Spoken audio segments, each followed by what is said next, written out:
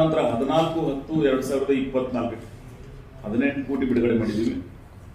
29/1/2025 2 ಕೋಟಿ ಬಿಡುಗಡೆ ಮಾಡಿದ್ದೀವಿ. 29/3/2025 12 ಕೋಟಿ 92 ಲಕ್ಷ.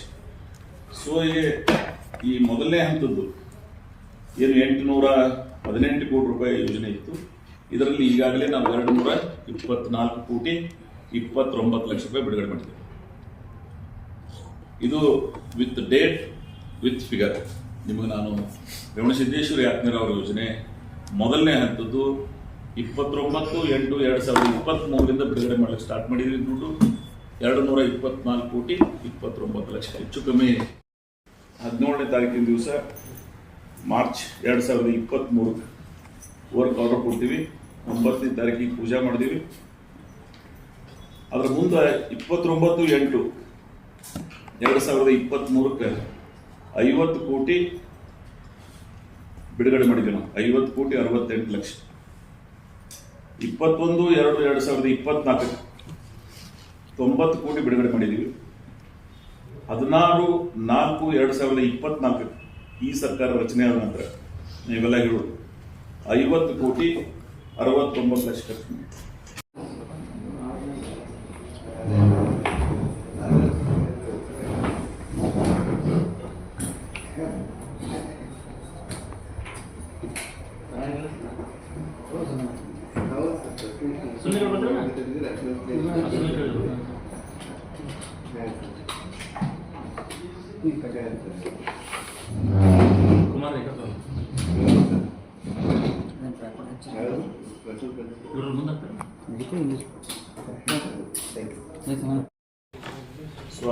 ಇದರಲ್ಲಿ ಭಾರಿ ಮತ್ತು ಮಧ್ಯಮ ನೀರಾವರಿ 5 ಕಾಮಗಾರಿಗಳು.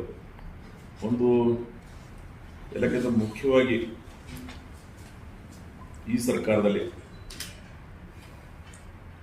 ಕಿಡಗುಂದಿ ಶಾಖಾ ಕಾಲುವೆ 49.920 49.920ದಿಂದ 56 ವರೆಗಿನ ವಿತರಣಾ ಕಾಲುವೆ ನಿರ್ಮಾಣ ಮತ್ತು 56ರಿಂದ 56 to 66 ವರೆಗಿನ ಪೈಪ್ಲೈನ್ ವಿತರಣಾ ಜಾಲದ ಸ್ಕಾಡಾ ವಿತ್ ಸ್ಕಾಡಾ.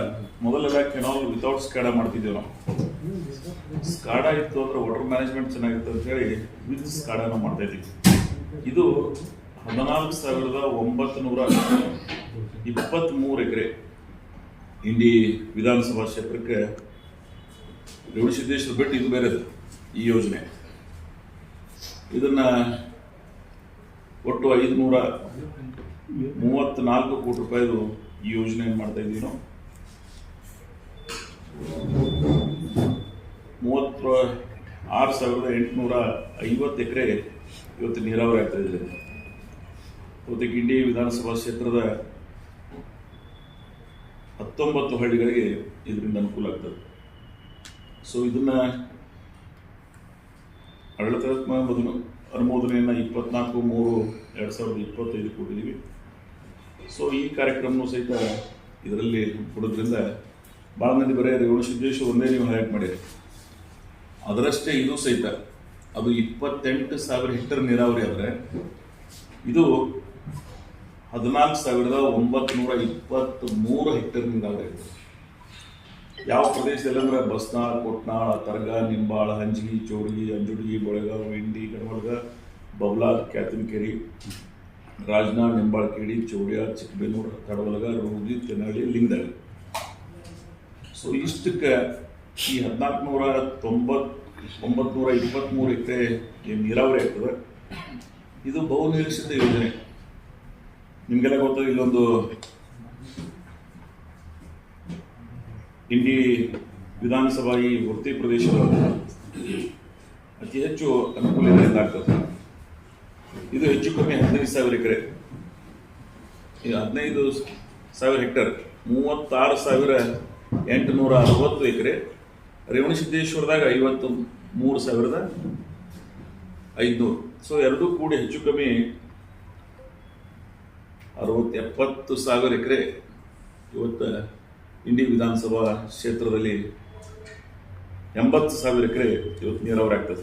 ಸೊ 80,000 ಎಕರೆ ನೀರಾವರಿ ಐತಂದ್ರೆ ಆ ಪ್ರದೇಶಕ್ಕೆ ಅನುಕೂಲ ಆಗ್ತದೆ. ಸೊ ನೀವು ಬರೀ ರೇವಣಸಿದ್ದೇಶ್ವರ ಯಾಕೆ ನೀರಾವರಿ ಯೋಜನೆದು ಹೈಲೈಟ್ ಮಾಡಿದಿರಿ.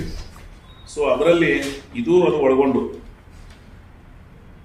ರೇವಣಸಿದ್ದೇಶ್ವರ ಯಾಕೆ ನೀರಾವರಿ ಯೋಜನೆ ಇದು 534 ಕೆರೆಗಳನ್ನು 19 ಕೆರೆಗಳನ್ನು ಲೋಕಾರ್ಪಣೆ ಮಾಡ್ತಾ ಇದ್ದೀವಿ. ಅದು 232 ಕೋಟಿ. ಸೊ ಹೀಗೆ ಭಾರಿ ಮತ್ತು ಮಧ್ಯಮ ನೀರಾವರಿಗೆ ನಾವು 3,825 ಕೋಟಿ ರೂಪಾಯಿ ಇವತ್ತು ನೀರಾವರಿ ಕಾರ್ಯಗಳನ್ನು ಮಾಡ್ತಾ ಇದ್ದೀವಿ. ಇದು ಬಹಳ ಬೃಹತ್ಕಾರವಾಗಿ ಆ ಪ್ರದೇಶಕ್ಕೆ ಅನುಕೂಲ ಆಗ್ತದೆ. ಸೊ ಇದನ್ನ 2 ಹಂತದಲ್ಲಿ, ಮೊದಲನೇ ಹಂತದ್ದು ನಾನು ಮೊದಲೇ ಮೊನ್ನೆ ಹೇಳಿ ನಿಮ್ಗೆ